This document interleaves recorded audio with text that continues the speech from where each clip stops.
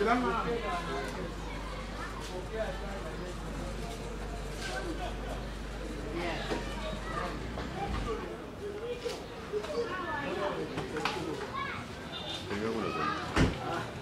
maman. Bonjour.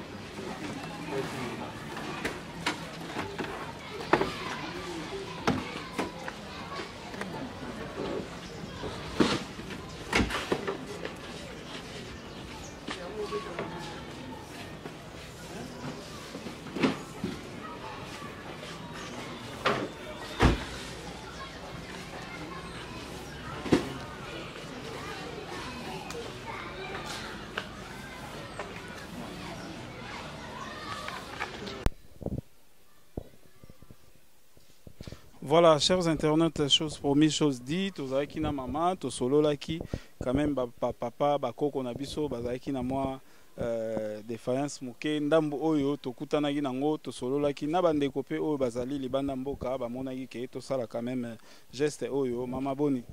Malam, papa. Biso yo, to ye, malgré na moi retard, mais nous sommes là.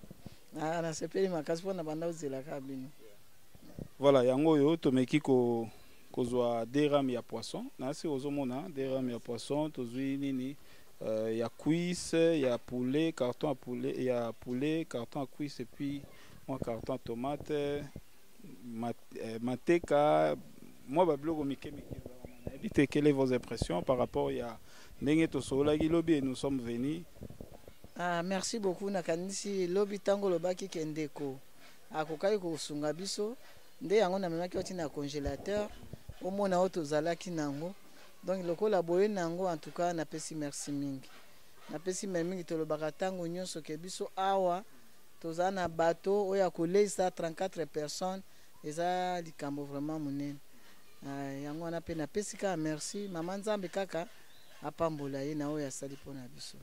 Merci beaucoup maman a pesa biso pe situation moko ezalaki ke papa na biso moko azali awa basala ki opération na lisu moko il faut basala mopanzi o mususu et papa na biso mususu azape na problème ya masuba ezo bloqué na ebité où en sommes nous est-ce que évolution ezali par rapport à tout ce que tu nous avais dit hier. Ah na wana to senga na biso ka lisungi boyi ba intervention se senga ka mbongo to lo baka lisusu batu soki ba olanda biso ba ka kusunga parce que to zana ba problème ebele 34 personnes ba belaka oyebi déjà vieillesse ezaka déjà malade.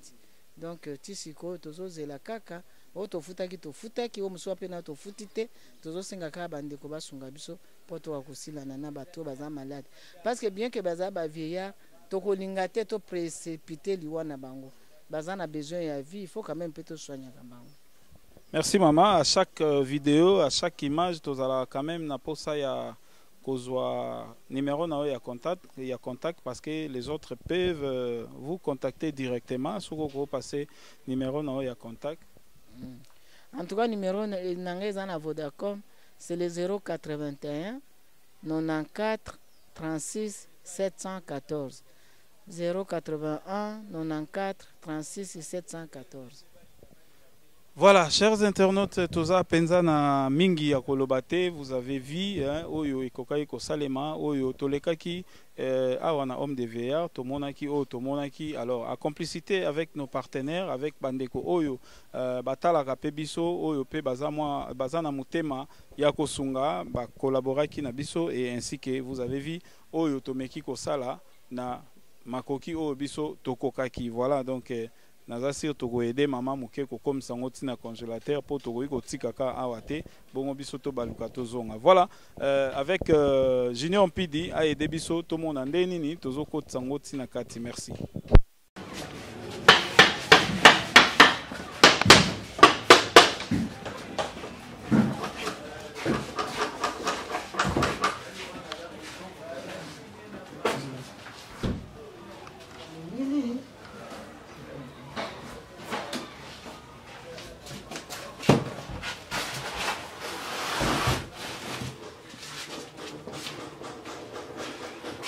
Je suis sûr que puisse.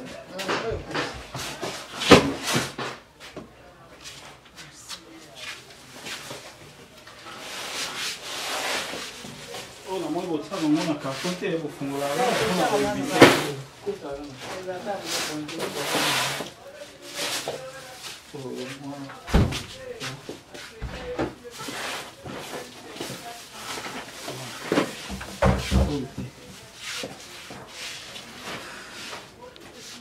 Maman, merci mingi. Tosepeli makasi. Donc comme ça biso ata 20 mois mikolo yo sunga biso makasi. OK. Ça va, merci maman biso to tiki. Merci. Mais tous ensemble. On est ensemble, pas de souci. Biso to na biso pe na ngambo wa na ba misana biso to ça de temps en temps soki to zui coup d'appel to zui batu. Ba bengi biso to zanga te koleka. Yo mo pe lo wa to pesi numéro. Soki sali pe ba bengi na nzela na yo. Dieu merci. Donc tout ça va musala moko. En tout cas, je peux sunga bino no bo sala. Parce que je sunga biso pe mingi. Sala sa bino de do. Kuti elo mo pe quantité. Et tala siko ko permettre ngai attends 10 semaines prochaine na va pe coller ça bana nga ba Merci beaucoup.